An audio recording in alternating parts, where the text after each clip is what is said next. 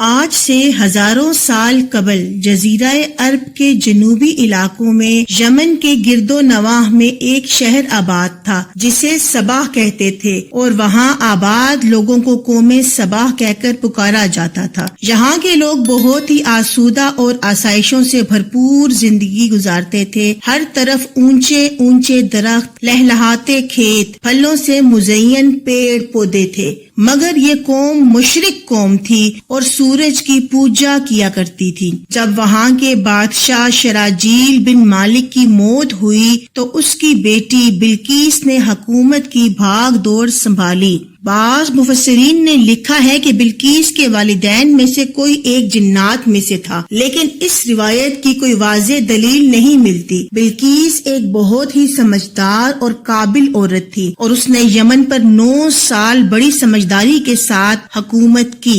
دنیا کے معتدل علاقوں میں جو تجارت کا کام کیا جاتا تھا، وہاں زیادہ تر سبائی لوگ یعنی کہ قوم سبا کے ہاتھ میں یہ سارا کام تھا۔ لیکن یہ وہ زمانہ تھا جب مشرق سے مغرب تک ایک عظیم موحد بادشاہ کی طاقتور حکومت اور جاہو جلال کا ڈنکا بجتا تھا، جسے تاریخ میں حضرت سلیمان ابن داؤد کے نام سے جانا جاتا ہے۔ حضرت سلیمان علیہ السلام کی حکومت دنیا کے بیشتر علاقوں میں سے تھی، جس کا دارالحکومت یروشلم شہر تھا۔ آپ علیہ السلام کی حکومت ہوا، جنات، چرند پرند، انسانوں، جانوروں، حشرات الارض، الغرض کے روئے زمین پر موجود ہر شے پر آپ کی حکومت تھی۔ ایک دفعہ کا ذکر ہے، اللہ تعالیٰ نے ہوا آپ علیہ السلام کے قابو میں کر دی کہ وہ آپ علیہ السلام کے حکم سے اور جہاں آپ چاہتے اس طرف فرما برداری کے ساتھ نرم نرم چلتی۔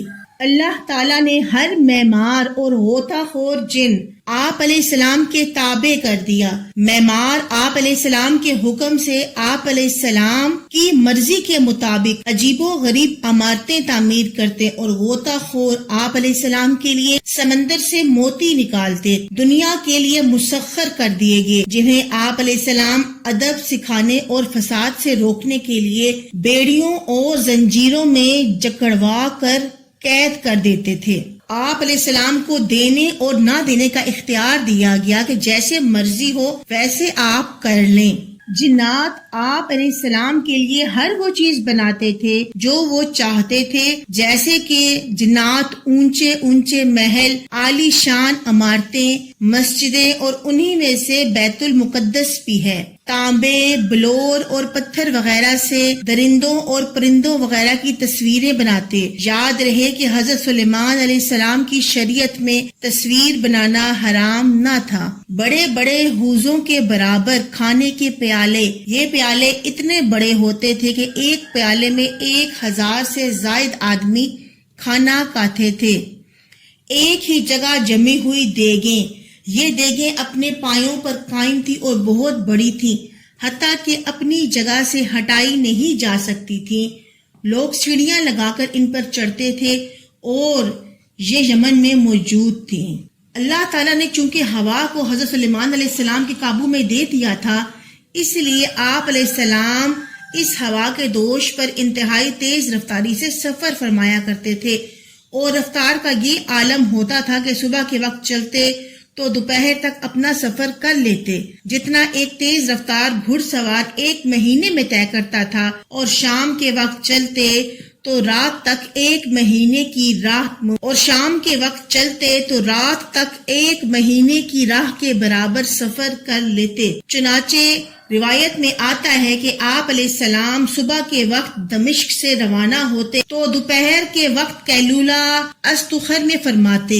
یہ ملک فارس کا ایک شہر ہے اور دمشق سے 1 مہینے کی مسافت پر ہے، اور شام کو استخر سے روانہ ہوتے تو رات کو کابل میں آرام فرماتے۔ یہ بھی تیز رفتار سوار کے لیے 1 مہینے کا راستہ ہے۔ روایت میں آتا ہے کہ آپ علیہ السلام نے دربار لگایا تو مخلوقات ارض میں سے ہر کوئی آپ کے دربار میں موجود تھا، یعنی کہ چیونٹی تک بھی آپ کے دربار میں موجود تھی، سوائے آپ کے پرندے ہدہد کے کہ وہ دربار میں موجود نہ تھا۔ آپ نے فرمایا کہ ہدہد کہاں ہے، اور فرمایا کہ اگر اس نے اپنی غیر حاضری کی کوئی معقول اور مناسب وجہ نہ بتائی تو آج اسے ذبح کر دیا جائے گا۔ ابھی یہ بات جاری تھی کہ ہدہد دربار میں حاضر ہو گیا اور باز پرس کیا گیا کہ آخر ہدہد کہاں پر تھا۔ ہدہد نے بڑی عاجزی کے ساتھ جواب دیا، اے اللہ کے نبی سلیمان علیہ السلام، آج میں اڑتے اڑتے بہت دور نکل گیا اور ایسے ملک جا پہنچا جہاں لوگ شرک میں مبتلا ہیں اور آگ اور سورج کی پوجا کرتے ہیں، اور آپ کے لیے ایک یقینی خبر لایا ہوں کہ وہاں پر ایک عورت کو دیکھا جو کہ لوگوں پر بادشاہی کر رہی ہے، اور اسے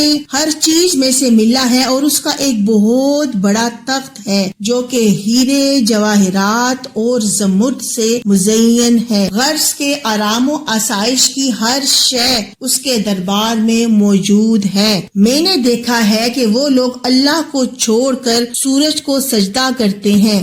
شیطان نے ان کے اعمال ان کی نگاہ میں اچھے بنا دیے ہیں اور انہیں سیدھی راہ پر چلنے سے روک دیا ہے، تو وہ سیدھی راہ پر نہیں چلتے۔ یہ سننے کے بعد آپ علیہ السلام نے ایک مکتوب لکھا جس کا مضمون یہ تھا کہ اللہ کے بندے سلیمان بن داؤد کی جانب سے شہر سبا کی ملکہ بلقیس کی طرف، بسم اللہ الرحمن الرحیم، اس پر سلام جو ہدایت قبول کرے۔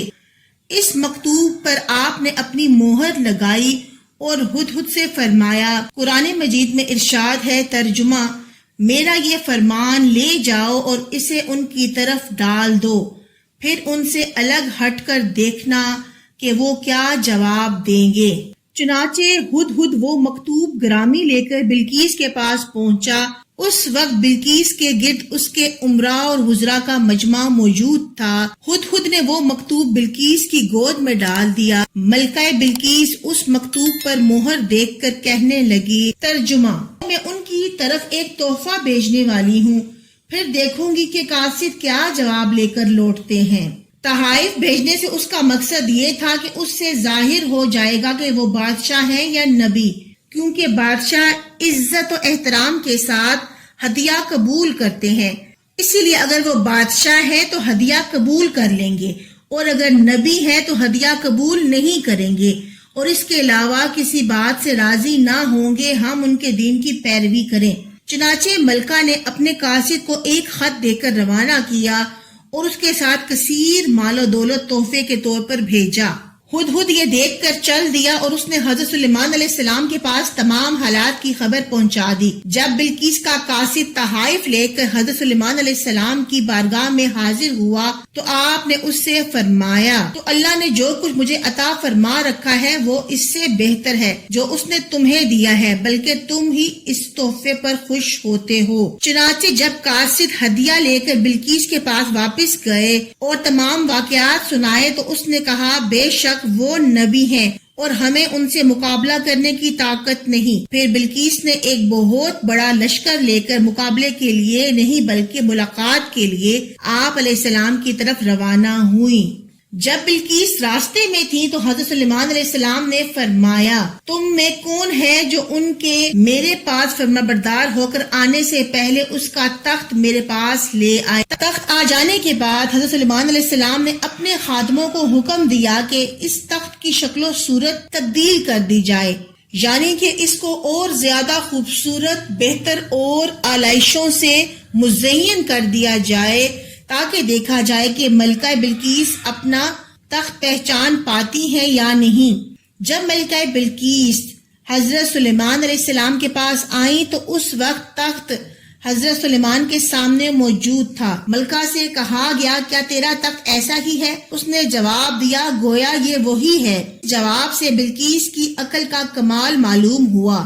پھر ملکہ سے کہا گیا کہ یہ تیرا ہی تخت ہے۔ پھر ملکہ بلقیس نے اطاعت قبول کرتے ہوئے کہا، ہمیں اللہ تعالیٰ کی قدرت اور آپ علیہ السلام کی نبوت صحیح ہونے کی خبر اس واقعے سے پہلے ہدہد کے واقعے اور وقت کے امیر سے مل چکی ہے۔ سلیمان علیہ السلام نے تخت میں تبدیلی کی اور ملکہ بلقیس کی عقل کا امتحان لینا چاہا، اور جب وہ اس امتحان میں پاس ہو گئیں تو آپ نے فرمایا، ترجمہ، صحن میں داخل ہو جاؤ۔ وہ صحن شفاف شیشے کا بنا ہوا تھا اور اس کے نیچے پانی جاری تھا جس میں مچھلیاں تیر رہی تھیں، اور اس صحن کے وسط میں حضرت سلیمان علیہ السلام کا تخت تھا جس پر آپ علیہ السلام جلوہ افروز ہو چکے تھے۔ جب ملکہ نے اس صحن کو دیکھا تو وہ سمجھی کہ یہ گہرا پانی ہے، اس لیے اس نے اپنی پنڈلیوں سے کپڑا اونچا کر لیا تاکہ پانی میں چل کر سلیمان علیہ السلام کی خدمت میں حاضر ہو سکے۔ حضرت سلیمان علیہ السلام نے اس سے فرمایا، یہ پانی نہیں بلکہ یہ تو شیشوں سے جڑا ہوا ایک ملائم صحن ہے۔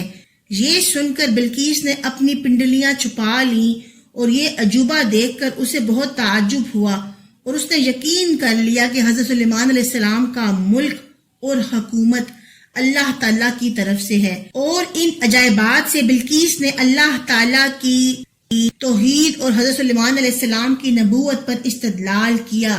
اب حضرت سلیمان علیہ السلام نے اس کو اسلام کی دعوت دی۔